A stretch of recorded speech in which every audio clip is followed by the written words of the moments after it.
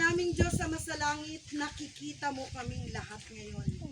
Naririnig mo po kami. Alam mo po ang laman ng puso ng bawat isa sa amin. Maaari pong ang iba rito ay natatakot lumaban. Maaaring ang iba naman ay handang-handa ng lumaban. Ngunit alam namin, higit kanino man ikaw aming Diyos Ama sa langit, ang makikipaglaban para sa aming mga karapatan. Karapatang mamuhay ng payapa at tahimik sa isang komunidad. Karapatang magkaroon ng sarili naming mga bahay, ng sarili naming pagkakabuhayan.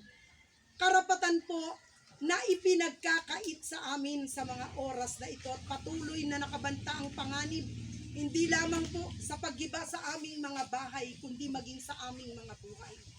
Ang aming pong kakayahan bilang mga tao ay limitado. Ngunit kayo po ang aming Diyos Ama sa langit, na wala pong mahirap para sa inyo, wala pong imposible para sa inyo. Tulungan niyo po kami. Tulungan niyo po ang bawat isang naririto. Proteksyonan niyo po sila. Bigyan niyo po sila ng kaligtasan. Nawa ang bawat pamilyang nandito ngayon ay magkaroon po ng pusong nagkakaisa. Nagkakaisang ipagtanggol ang anumang ari-ari ang pinaghirapan po nilang itaguyod para sa kanilang pamilya, paghahanda sa kanilang pagtanda, at para po sa pamilya ng mga magiging anak nila. Mahal naming Diyos sa masalangit, hindi po lingid sa inyo ang unang nangyaring demolisyon, ang pangalawang demolisyon. Naway matanggal po ang trauma na naranasan ng aming mga kapitbahay na nauna nang nagiba ang kanilang mga tahanan. Naway maghilom po ang kanilang mga puso at isipan. Naway palakasin mo po kaming lahat. Dahil hindi namin alam kung kailan sasalakay ang kalaban. Kayo po Diyos Ama sa langit, ang tanging mag-iingat sa bawat isa po nang nandito ngayon. Sa bawat isa po na magtatanggol para sa kanilang mga batayang karapatan. Ang laban po ng lugar na ito ay pangunahan po ninyo. Mahal namin Diyos Ama sa langit. Itinataas po namin sa inyo ang sheriff na nangunguna sa demolition team sa pagpapagiba ng bahay ng mga taong naririto. Hipuin mo po ang puso niya, mahal namin Diyos Ama sa langit. Ganon din po ang nagkiklaim na sila ang legal na may-ari ng lupang ito. Ang mga taong nilalapitan namin, ang media na dapat naglalabas ng bawat istorya ng lugar na to upang mas marami ang makaalam.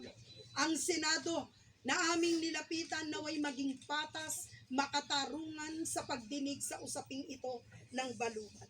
Ang amin pong mga lupain at mga tahanan ay itinataas namin sa inyo.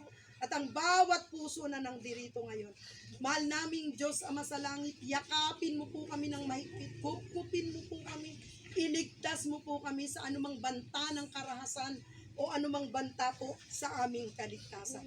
Ang bawat bata at matanda, ama at ina, lolo at lola ng Sitio Balubad na ito, mahal na Diyos Ama sa langit, ay itinataas po namin sa inyo para sa kanilang kaligtasan at para po sa pagkakaisa ng lahat. Ipuin mo po ang puso ng mga taong gustong magtraidor, gustong maging hudas, at gustong ipagkanulo ang kanilang samahan. Naway, hipuin mo po ng matindi ang kanyang puso upang maisa-isip niya na ito po ay mali, ito po ay hindi nararapat, ito po ay hindi makatao, at ito po ay hindi makatarungan. Naway pag-ibayuhin mo po ang pagkakaisa ng lahat ng mga taong naririto ngayon na sumisigaw ng hustisya para sa mga nawalan ng tahanan at patuloy na makikipaglaban para sa mga natitira pa na hindi pa po nagigiba ang kanilang mga tahanan. Lahat po ng ito, samot dalangin namin sa inyo, mahal naming Diyos Ama sa langit, sa pangalan ni Jesus, aming Diyos at tagapagligtas. Amen. Yes.